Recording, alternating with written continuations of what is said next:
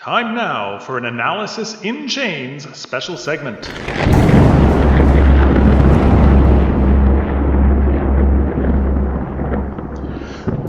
Hi guys, Nathan here.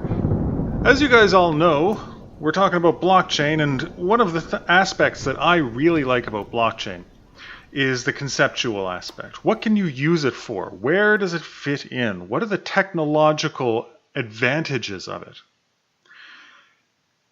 Because I'm relatively new, I think everybody on Earth is relatively new to blockchain. I've spent a lot of time exploring these concepts, these aspects over the past number of months. And if you're new to blockchain as well and looking at how it can affect your business, how you can integrate it, then you're probably starting to think as well, what are some of the applications for blockchain? What can I use it for? I hear all the buzzwords, but what can I really do? All right, so that's what we want to talk about a little bit today. Blockchain is a way of organizing data that allows you to make tokens and allows you to be really confident that the data hasn't changed after it's been put in there. It's predominantly a distributed ledger that is used to track transactions and record transactions. So when we're talking about different use cases, different ways that we can apply this technology that is by design difficult to counterfeit, difficult to copy, difficult to corrupt, there are a few obvious use cases that come up. There are a few like Bitcoin, for example. Cryptocurrency, a new currency. Essentially what that is a token. So you're creating a virtual electronic asset that is resistant to being copied and duplicated, resistant to counterfeiting. So that's the number one thing that you can do, create these tokens. A second thing you can do is actually store some data on the blockchain. It can be a small or a large amount of data depending on how the blockchain is structured. But because blockchain is a distributed system that is resistant to being overtaken, you can store data, but it's got advantages and disadvantages to a regular database. Usually blockchains are slower, not meant to handle large transactions, large amounts of transactions. However, they are immutable, and so you can track the history of an object by linking it to a token. You can track the decisions that have been made by storing data on a blockchain, and you can also ensure that a regular database hasn't been altered over a period of time by taking a snapshot of that database, hashing it down into a smaller chunk, a small code, storing the code on the blockchain, and then whenever you want to verify that that database is still the same, you can rehash it and then compare it to that code you've stored on the blockchain. So let's talk about, now that's essentially what you can do with the technology. So the question then is, how can we apply that? Well, what areas can this be revolutionary? And some of the applications that we see around that people have already been working on are payment systems. This is the number one. People tend to think of payment as a straightforward endeavor, but actually it's quite complicated settling between people. If you go to a restaurant and you pay with your credit card, then the credit card company has to pay the bank of the restaurant. The bank has to then put money into the restaurant's account. You have to pay the credit card. The credit card has to come after you. You have a certain amount of time. You have interest on that, but it's not even you who pays the credit card, it's your bank. And so there are many, many steps that we just don't think about and don't see. With a blockchain token, like Bitcoin or Ether, you can actually make transactions much more directly. It feels complicated when you're actually doing this because you see all of the steps. You see yourself transmitting between your wallet and the recipient's wallet, but it's actually much more of a direct system. So you can do payments, for example, overseas, or You can you can do payments where you don't have to trust a third party or rely on any sort of trust system. So that's number one. I mentioned database verification already. Now, what area, where would we care that a database hasn't changed? Regulatory markets. So, for example, in banks, I met a few weeks ago. I met with someone from Deloitte. I think it was Deloitte. Yeah, it was Deloitte. Anyway, they were talking about how this was their first endeavor into blockchain, was to take some of their customers and store hashes of their databases on the blockchain as proof to the regulators that they have securely stored their the bank's data. And anybody who needs to prove that data is unchanged can use a similar system. So not just financial or capital markets, but you can also think about maybe insurance, or even something like healthcare may come in handy, just to ensure their internal databases haven't changed. Supply chain tracking. Now, this is an area that's near and dear to my heart because it's something that I'm working on as well with my startup. I've got a system for tracking conflict-free minerals. Make sure that conflict minerals don't enter the supply chain. But it's much more than that.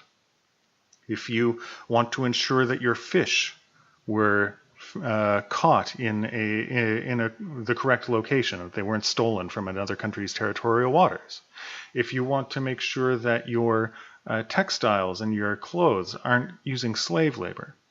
Or even if you want to make sure that your pharmaceuticals were kept at a constant temperature as they were shipped up the supply chain, going from warehouse to purchaser to pharmacy. Well, these are all things that you can do with this immutability property of blockchain databases. You store coins or tokens that would contain an identifier that would be identified with the item that you want to track, that would be tagged in real life. And then you record and have people certify that they've received these items and pass the token along to the next person. So these things are still being researched, how to do them. But there are a number that I've met already that are trying to do this. Now, what I described about supply chain tracking is for uniquely identifiable items, where you can actually put a tag. Now, what about non-uniquely identifiable items? What about something like carbon credits, or electricity, solar energy on the blockchain, or conflict minerals is what I said, because you can melt metals down and mix them together.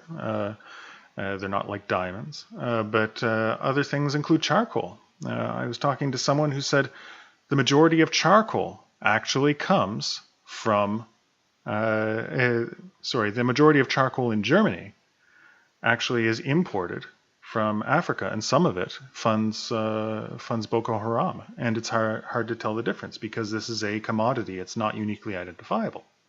So with that, you can use a mass balance approach. You measure how much of the commodity is produced at a reliable location, and you produce tokens or credits for that, and those get passed up the supply chain to ensure that your money is traceable back to the responsible source.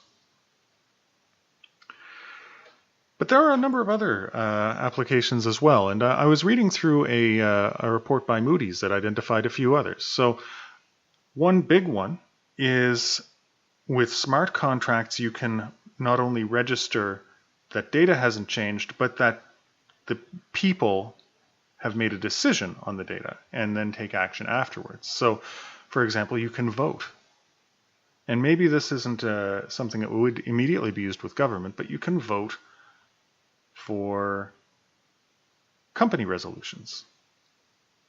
For example, in our last, in the last show we recorded, I'm not sure when we'll air this special segment, but in the last show that we recorded, we talked about how Delaware had passed a law allowing companies to store their records online. It's a very short step from that to think that you might be able to record voting, so companies pass resolutions and stances, and it's all secure, and so you don't actually have to have a shareholder meeting with everyone in person. People can vote using the blockchain. There are other aspects of it. Anywhere you need immutability, such as record management or provenance, so people talk about land claims, passing those down. Health care, so making sure that your health records are unchanged. But also copyright. Who gets to register a patent first, or register a copyright first, or who registers that they've had an idea or that they've composed a certain piece of music? All of these are possible by the timestamp incorporation into the block. And so if you're the first in the blockchain, you have complete confidence that you were actually the first, and then can therefore go and say, well, look, this is similar to a registered letter, except even harder to fake, because we've got thousands of computers that are all working to ensure the security of this data system. So, what are some of the weaknesses of blockchain? Where would you not use it? Anywhere you needed privacy or scalability, those would be areas where perhaps blockchain isn't yet at a place to help you. So, if you needed a search engine, well, blockchain is hard to scale up because it can only process a limited number of transactions per minute. It is scaled over thousands of computers, and so privacy is an issue. It's meant to be transparent. That's by design. Everyone has access to the same information, and that's not always something that you want. Our strength and our weakness are often two sides of the same coin. And so, not being able to delete data, having everything public and transparent, those are challenges that make blockchain not necessarily applicable to every application. Still, it's still in the early days, and I am sure we are going to see many more exciting applications of this groundbreaking technology as we go forward.